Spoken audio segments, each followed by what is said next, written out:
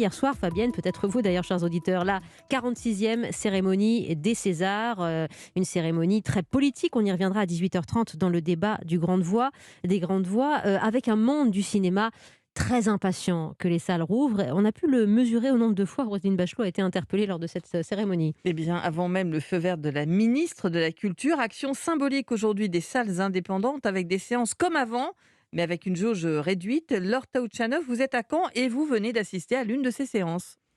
Oui, alors c'est une séance de cinéma presque comme avant, mais presque parce qu'il n'y a pas de pop-corn et que l'entrée est gratuite. Il y a aussi quelques règles, pas plus de 40% d'occupation dans la salle pour laisser un siège entre chaque personne. Autre différence, ici le public est mis à contribution avec un questionnaire à remettre à la fin de la projection. Chaque spectateur est invité à donner son impression générale, à dire s'il recommanderait ce film, quelles sont ses qualités ou ses défauts. C'est comme ça que le cinéma a eu le droit d'ouvrir sous forme de projection test.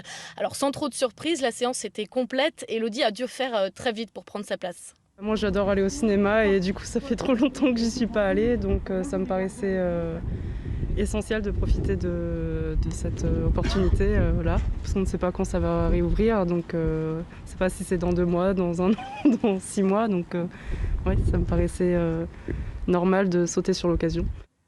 Les spectateurs sont venus voir Si le vent tombe, un film franco-arménien initialement prévu pour novembre 2020, encore jamais sorti donc, et tous ces retards commencent sérieusement à inquiéter le directeur du cinéma, Gauthier Labrusse.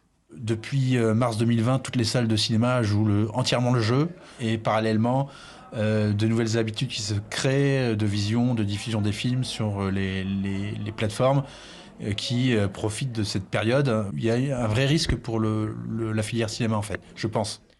Alors le cinéma prévoit d'autres actions, par exemple des projections sur les façades d'immeubles après le couvre-feu pour permettre aux habitants de Caen de découvrir des courts-métrages depuis leur balcon. Laura Taouchanoff à Caen pour Europe 1.